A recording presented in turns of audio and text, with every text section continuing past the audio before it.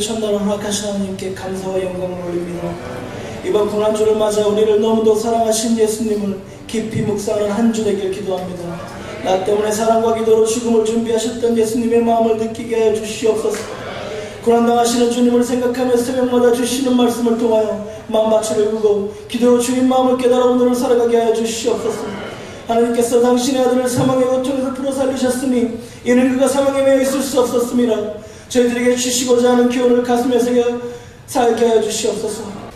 마태복음 21장 12절에서 22절 말씀, 제가 가지고 있는 신약성경 35면입니다. 오늘 이 아침 우리가 주시는 계시의 말씀으로 받으시기 바랍니다. 12절 말씀 제가 먼저 읽도록 하겠습니다. 예수께서 성전에 들어가사 성전 안에서 매매하는 모든 사람을 내쫓으시며 돈 바꾸는 사람들의 상과 비둘기 파는 사람들의 의자를 들러 엎으시고 그들에게 이르시되 기록된 바 내 집은 기도하는 집이라 일컬음을 받으리라 하였거늘 너희는 강도의 소굴을 만드는도다 하시니라. 맹인과 저는 자들이 성전에서 예수께 나오매 고쳐주시니 대제사장들과 서기관들이 예수께서 하시는 이상한 일과 또 성전에서 소리질러 호산나 다윗의 자손이여 하는 어린이들을 보고 도하여 예수께 말하되 그들이 하는 말을 듣느냐. 예수께서 이르시되 그렇다. 어린 아기와 젖먹이들의 입에서 나오는 찬미를 온전하게 하셨나이다 함을 너희가 읽어본 일이 없느냐 하시고 그들을 떠나 성 밖으로 베다니에 가서 거기서 요하시니라. 이른 아침에 성으로 돌아오실 때에 시장하신지라. 길가에서 한 무화과 나무를 보시고 그리로 가사 잎사귀밖에 아무것도 찾지 못하시고 나무에게 이르시되 이제부터 영원토록 열매를 맺지 못하리라 하시니 무화과 나무가 곧 마른지라. 제자들이 보고 이상히 여겨 가로되 무화과 나무가 어찌하여 곧 말랐나이까. 예수께서 대답하여 이르시되 내가 진실로 너희에게 이르노니 만일 너희가 믿음이 있고 의심하지 아니하면 이 무화과 나무에게 된 이런 일만 할 뿐 아니라 이 산더러 들려 바다에 던져지라 하여도 될 것이요. 함께 읽습니다. 너희가 기도할 때에 무엇이든지 믿고 구하는 것은 다 받으리라 하시리라. 아멘. 우리 이 시간은 나의 성전은 깨끗한가 라고 하는 제목으로 우리 박수기 담임 목사님 하나님 말씀 선포해 주시겠습니다. 할렐루야. 이번 한 주간 성령 하나님께서 우리를 붙잡고 나아가는 역사가 있길 주님의 이름으로 간절히 소원합니다. 호산나 다윗의 자손 예수여, 호산나 이스라엘의 왕이여, 이런 환영하는 인파의 소리를 들으시면서 예수님께서는 어린 나귀 새끼를 타시고 예루살렘 성으로 입성하셨습니다. 자, 예루살렘 성에 입성하신 예수 그리스도께서 제일 먼저 하신 일이 무엇일까요? 그것은 성전을 찾는 일이었습니다. 그곳에 많은 유서 깊은 장소가 있었을 텐데 어떤 유서 깊은 장소를 찾았던 것도 아닙니다. 또 만나야 될 수없이 많은 사람들이 있었을지도 모릅니다. 그리고 그를 반기는 많은 사람들도 있었고요. 나름대로 당시 이스라엘의 수도였고 그리고 많은 역할들을 하고 있었기 때문에 그곳에 많은 사람들이 또 전 세계 각지에서 온 사람들이 있었을 뿐인데 예수님께서는 그 누구를 만난 적이 없으십니다. 가장 먼저 찾았던 것이 성전입니다.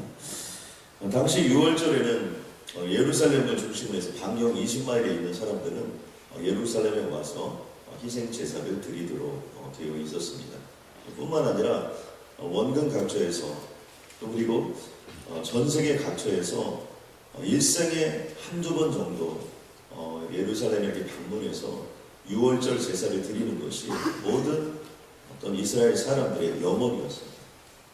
그러니까 죽기 전에 한번 우리가 성기순례를 가고자 하는 그런 마음처럼 그들은 세계 어디에 흩어져 있든지 간에 6월절 제사를 예루살렘에 가서 드리는 것이 자신이 꼭 해야 될 일인 것, 그리고 가능하면 1년에 한 번씩 가는 것, 이런 것들이 그 사람들에게 가장 중요한 일 중에 하나였습니다. 그러다 보니까 6월절의 예루살렘은 엄청난 숫자들로 붐비게 되었습니다. 그리고 특별히 예루살렘 성전에 들어갈 때는 두 가지가 당시의 사람들에게 이렇게 주어지게 되었는데요. 이러한 일들 때문에 많은 부조리가 생겨나게 되었습니다. 그 중에 하나가 성전세입니다. 예루살렘 성전에 들어가려면 성전세를 내고 이렇게 들어가야 했습니다. 그런데 이 성전세를 그냥 내는 것이 아니라 성전에서만 통용되는 화폐로 바꿔야 했습니다. 그래서 뭐 로마에서 온 사람들은 로마의 화폐를 또 성전의 화폐로 바꿔야 되고, 또 그리고 헬라에서 온 사람들은 헬라에 온 돈들을 또 바꿔야 되고, 또 그리고 그쪽에 사는 사람들이라 할지라도 이 성전세를 내는 돈으로 다시 한번 바꿔야 됐습니다. 그러다 보니까 이런 바꾸는 과정 속에서 많은 부조리들이 생겨나게 된 것이죠. 또 하나는 희생자세를 드리는 짐승의 판매였습니다. 원래 유월절 희생제사는 흠이 없고 깨끗한 일련된 숫 염소나 숫 양 같은, 또 그리고 더 크게는 소나 송아지 같은 것들을 하나님께 올려드렸는데, 가난한 자들은 비둘기에서부터 시작해서 또 그리고 여러 가지 상황에 따라서 많은 희생 제사들을 올려드렸습니다. 그런데 이런 희생 제사들을 올려드리다 보니까 처음에는 여러 곳에서 가져오게 되었습니다. 이제 여러분 이렇게 생각해 보세요. 우리가 먼 거리를 가서 60만 가도 쉽지 않은데, 또 먼 거리에서 그 1년 된 수량이나 수염수 이런 것들을 가져오면 얼마나 힘듭니까? 그러다 보니까 이런 것들을 좀 간략화하고 성전에 제사를 드리는 데만 집중할 수 있도록 판매를 허락한 겁니다. 그래서 공식적으로 그 당시에 예루살렘 성 주변에 한 4군데 정도에서 이런 짐승을 판매할 수 있도록 되어 있다고 되어 있고요. 심지어 AD 한 30년 전 예수님 당시에는 이 가야바라는 대제사장이 이방인의 뜰이라고 해서 보통 예루살렘 성전이 이방인의 뜰, 그 다음에 성전뜰, 그리고 지성소 이렇게 나눠지는데, 이방인의 뜰에 직접 이 짐승들을 사고 팔 수 있도록 허락을 해준 겁니다. 그러다 보니까 여러분 생각해 보세요. 사람은 수십만의 사람들이 들어와 있죠. 또 그리고 거기에 다 돈 내고 들어와야 되죠. 뿐만 아니라 그곳에서 짐승들을 사고 팔죠. 또 그리고 가까운 곳이나 원근 각지에 있는 사람들은 짐승을 가져오죠. 아수라장이 되어 있는 것을 보게 됩니다. 역사학자들에 따르면, 특별히 요세푸스에 따르면 약 18만에서 25만 정도의 그 짐승이 희생 제사로 드려졌다고 합니다. 그러다 보니까 여러분 짐승을 한두 마리 팔 때는 이것이 큰 유익이 없었어요. 그런데 이게 단위가 10만 마리, 20만 마리 이렇게 하다 보니까 이 돈이라는 것이요, 우리가 생각하는 그 이상을 초래해서 천문학적인 숫자가 됩니다.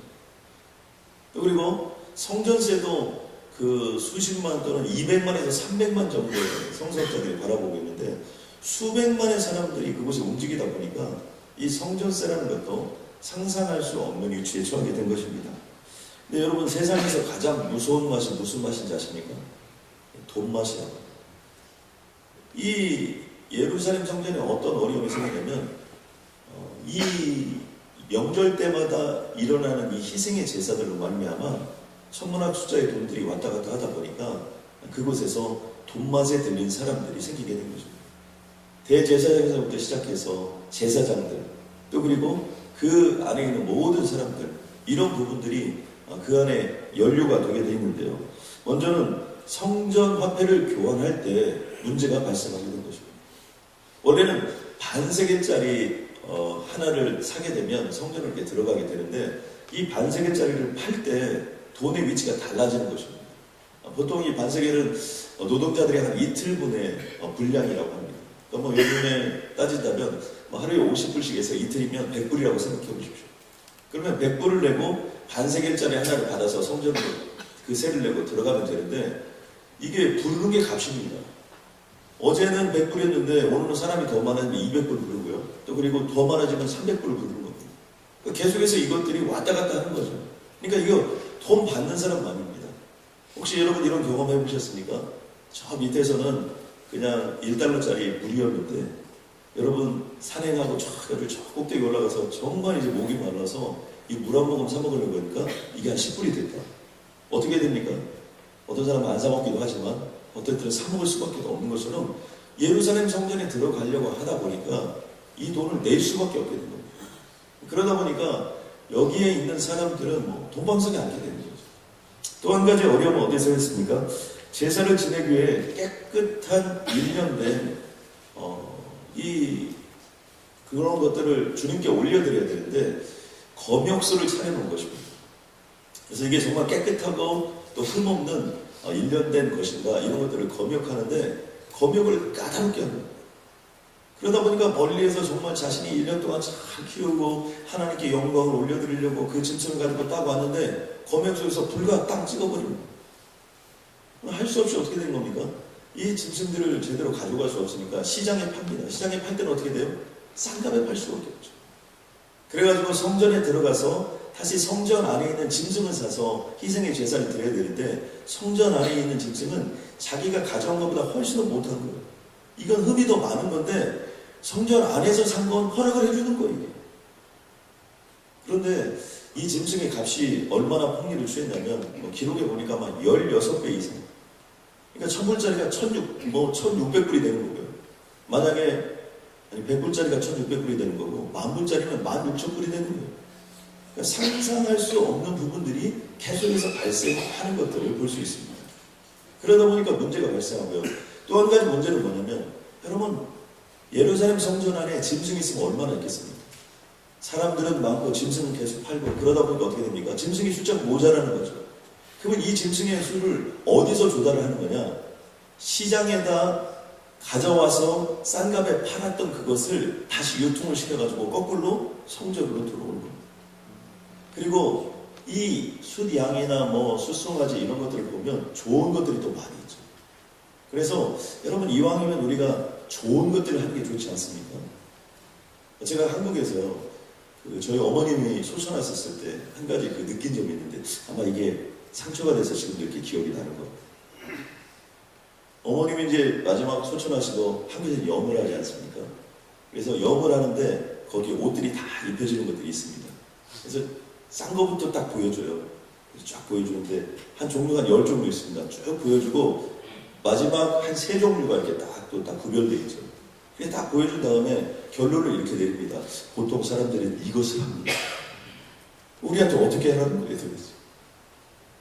그러니까 어떻게 해요? 그것을 선택할 수밖에 없더라고요. 아니, 보통 사람들이 이거 다 안 한다는 거, 이것도 한 7가지 종류가 있는데, 이거 보통 다 안 한다는 거. 제일 비싼 거, 그것도 가장 상품인 거, 이런 거 간다는 거예요. 여러분, 그런 것처럼 해서 엄청나게 폭리를 취하면서 가장 좋은 짐승을 사게 하는 겁니다. 그런 다음에 어떻게 하냐? 그것을 하나님께 올려드릴 때는 그 짐승을 올려드린 것이 아니라 다르게 이미 흠이 많은 것들을 죽여서 올려드리고 다시 이 새 것은 어떻게 됩니까? 다시 안 죽고 이 짐승이 돌아와가지고 다시 시장으로 나가는 거예요. 그러다 보니까 이 총체적인 부패가 그 안에 있는 거예요. 여러분 생각해 보세요. 이런 아수라장의 상황 속에서 예수님께서 지금 예루살렘 성전을 향하여 나아가고 있는 부분입니다. 여러분 이런 모습을 보면서 예수님께서요 성전에 들어갔을 때 가장 먼저 했던 일이 2가지인데요. 거기에 보면 성전 안에 매매하는 모든 사람들을 내어 쫓았다는 거죠. 요한복음 2장에 보니까 이렇게 되어 있습니다. 노끈으로 채찍을 만드사 양이나 소를 다 성전에서 내쫓으시고 주님께서 어디서 만들었는지 노끈으로 채찍을 만들었어요. 여러분 생각해 보세요. 예수님께서 이게 얼마나 이 아수라장이 되어 있는 이 상황을 예수님께서 보시고 채찍을 만들어가지고 채찍을 가서 휘두르시면서 그 모든 이방인의 뜰에 있었던 그 양이나 소를 다 내어 쫓으셨습니다. 그리고 돈 바꾸는 사람들의 돈을 쏟아 부으시고 상을 엎으셨다고 주님은 말씀하십니다. 그러니까 먼저 한 일은 매매하는 모든 사람들과 성전에 있는 소나 양들을 다 흩어버리셨고, 2번째는 뭐냐면 그 장사를 하고 있는 사람들, 거기서 상을 펴놓고 돈을 받고 있는 성전세를 받고 있는 사람들, 또 그리고 그것을 흥정하고 매매해서 돈을 받고 있는 사람들, 이런 것들에 그 상을 다 엎으시고 돈을 다 엎어버리셨다는 거예요. 그런데 여기서 우리가 한 가지 좀 신기한 부분 중에 하나는 뭐냐면, 여러분 이 사람들이 장사하는 사람들입니다. 이 돈맛이 들린 사람들이죠. 이런 사람들이 보통 사람들이 아니죠. 이 사람들은 이미 어떤 경건하고 이런 것을 다 떠난 사람들입니다. 그럼에도 불구하고 예수님의 모습이 얼마나 강렬했든지 그곳에 있는 어떤 단 한 사람도 예수님께 반항을 하거나 달려들었던 흔적이 없다는 거예요. 왜 그랬을까요? 바로 그것은 예수님이 지금 하나님의 아들의 영광을 안고 왔다는 거예요. 여러분 그런 거 있죠. 우리가 어떤 사람이 무슨 일을 할 때 도저히 범접할 수 없는 어떤 그런 모습이 우리들에게 보여질 때 우리도 움찔하고 꼼짝하지 못하는 것처럼 예수 그리스도께서 채찍을 휘두르시고 상을 갈아 엎어버리시고 그 많은 돈들이 다 쏟아지는데도 불구하고 어떤 사람도 예수님 앞에 감히 나설 수가 없다는 거예요. 왜냐하면 그것은 하나님의 영광의 권위, 또 하나님의 아들로서 영적인 권위를 가지고 의분에 찬 모습으로 그 모든 것들을 갈아엎으셨기 때문입니다. 그러면서 주님께서 말씀을 하시는 내용이 두 가지가 있는데요. 하나는 내 집은 기도하는 집이라. 그리고 또 하나는 기도해야 될 이 집을 너희들이 강도의 분열로 만들었다는 겁니다. 이것을 요한복음 2장 16절에 보니까 내 아버지의 집으로 장사하는 집을 만들지 말라고 주님이 선포하시는 것을 볼 수 있습니다. 우리가 여기서 명심해야 될 것이 하나 있습니다. 성전의 역할이 뭐냐는 겁니다. 주님은 분명하게 선포하시기 뭐냐면 성전은 만민이 기도하는 집이라는 거예요. 기도를 하는 곳이 성전이라는 거예요. 우리는 기도를 하게 되면 누구를 만나게 되는 겁니까? 예수 그리스도를 통해서 하나님을 만나게 됩니다. 그러므로 성전은 뭐 하는 곳이냐면 하나님을 만나는 곳입니다. 그리고 예루살렘 성전을 통하여 모든 이스라엘 백성들이 기도함으로 말미암아 모든 이방인들이 구원을 받고 온 세계의 구원의 역사를 이루고자 하는 것이 하나님께서 원하셨던 모습입니다. 또 예수 그리스도께서 그리고자 하는 그림이셨습니다. 그런데 어떻게 됐습니까? 예루살렘 성전이 무너져버립니다. 예루살렘 성전이 타락해버린 것입니다. 성전이 타락했다는 의미는 무엇입니까? 성전이 타락했다는 것은요, 더 이상 그곳에 하나님의 영광이 없다는 겁니다. 그 예루살렘 성전이라 할지라도 이스라엘 민족들은 굳이 다른 곳에서 드려도 되지만 예루살렘 성전을 찾았지만 예수 그리스도는 예루살렘 성전을 갈아엎으셨습니다. 왜요? 이 예루살렘 성전이 더 이상 하나님이 없는 겁니다. 하나님의 영광이 없는 거예요. 예루살렘 성전을 갈아엎으셨다는 것은 바로 예루살렘을 갈아엎으셨다는 거예요. 그리고 온 세상의 것들을 다 갈아엎으셨다는 거예요. 왜요? 예루살렘 성전이 타락했기 때문에.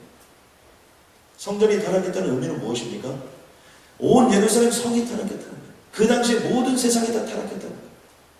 역사적으로 보면요, 종교의 타락은 그 시대의 타락과 똑같습니다. 요즘에 한국의 기독교가 개독교라고 부르죠. 여러분, 그것은 한국 교회가 타락한 것으로 끝나잖아요. 한국 전 사회가 타락했어요. 여러분, 미국도 마찬가지예요. 여러분, 미국의 타락함이란 것도 말로 다 할 수 없습니다. 미국에서 교회를 한번 지어보려고 하세요. 이건 기독교의 국가가 절대로 아니라는 것을 모든 목회자들이 알게 된다는 거예요. 얼마나 규제가 까다롭고요. 법적으로는 아무런 문제가 없이 만들어 놓고 이 교회를 할 수 없도록 거의 법들이 그렇게 되어 있습니다. 상상할 수 없는 일들이 벌어지고 있게 되는 것입니다. 그러면서 주님께서 한 가지 하셨던 전혀 이 그림과 어울리지 않는 하나의 모습이 있는데, 그건 뭐냐면 맹인과 저는 자들이 성전에서 예수님께 나아왔다는 거예요. 그런 장사하는 사람들 모든 것들을 채찍으로 휘두르시고 다 내어 쫓으시니 거기에는 저는 자, 병든 자 이런 사람들이 있었는데 예수 그리스도께서 그 저는 자, 병든 자들을 그 자리에서 치유시켜 주셨다. 이것의 영적인 의미는 무엇입니까? 성전은 그런 곳이다. 저는 자, 병든 자, 상처 입은 자, 고통스러워하는 자, 또 그리고 정말 세상에서 버림받은 자, 또 죄악 때문에 자신의 삶이 망가져버린 자, 이런 자들이 하나님께 나와서 예수 그리스도의 이름으로 회개함으로 말미암아 새로운 역사가 있고 새로운 회복이 있는 곳, 바로 그곳이 성전이라는 것입니다. 여러분, 그렇다면 이 시대의 성전은 어디입니까? 여러분, 예수님께서는요, 스스로를 가리켜 이렇게 얘기합니다. 내가 곧 성전이라고 얘기해요. 여러분, 성전의 역사를 보면 무성전의 시대와 성전의 시대가 있습니다. 에덴 동산에서는 성전이 있었을까요? 없었을까요? 이거 없었어요. 무성전의 시대입니다. 그리고 보통 단을 쌓았습니다. 그러니까 그때는 성전이 없었어요. 돌베개에 단을 쌓고 그것을 통해서 하나님께 영광의 제사를 올려드렸습니다. 그러다가 모세가 성막의 부름을 받고 성전의 시대가 시작되는 거죠. 성막을 통해서 40년 동안 광야를 통하여 성막을 하나님께 올려드렸고, 또 그리고 이제 약속의 땅 가나안에 들어가서는 더 이상 이동할 필요가 없다 보니까 이제는 그때는 성전을 짓게 되는 것입니다. 우리가 제1성전, 제2성전, 제3성전을 얘기하는데 제1성전했던 솔로몬의 성전도 여러분 기원전 580년 바벨론에 의해서 멸망해버립니다. 제2성전 수르바벨 성전도 약 500년, 예수님이 오시기 한 20년 전까지 해서 약 한 500년 기간 동안에 계속해서 타락해서 완전히 없어져 버렸어요. 예수님 당시에 있었던 헤롯 성전도 여러분 주 70년 로마에 의해서 돌 위에 돌 하나도 남기지 않고 다 파괴되었습니다. 영적인 의미가 무엇입니까? 여러분 이 성전이 왜 파괴가 되었을까요? 그것은 타락했기 때문에. 여러분 성전이 타락했다는 것은 더 이상 하나님의 영광이 그곳에 임하지 않고 하나님이 더 이상 그곳에 계시지 않는 거예요. 오늘 예루살렘 성전은 그런 모습을 예수님이 보여주고 있습니다. 그러면서 예수님께서는 뭐라고 말씀하시냐면 내가 곧 성전이라고 주님께서 말씀하십니다. 여러분 성전 대신 예수 그리스도가 우리들의 구원자가 되셨음을 여러분 믿으시기 바랍니다. 여러분 구약 성전에서는 짐승의 피가 뿌려졌단다. 이제 신약의 성전 대신 예수 그리스도는 예수 그리스도의 피가 뿌려졌어요. 구약의 성전에서는 짐승의 피를 잡으면 1년간 유효했습니다. 그러나 예수 그리스도의 피는 어떻습니까? 영원토록 유효하게 됩니다. 구약의 피는 잠시 그 피로 죄를 덮어버리는 거예요. 그러나 예수 그리스도의 피는 어땠습니까? 머리끝에 발끝까지 우리의 모든 영혼과 심령 속에는 뼛속 깊이까지 있는 죄악을 완전히 씻어서 하나님의 영광의 제사가 되게 하여 주셔서 하나님 앞에서 하나님의 자녀로 살 수 있도록 우리를 변화시켜 주었다는 것입니다.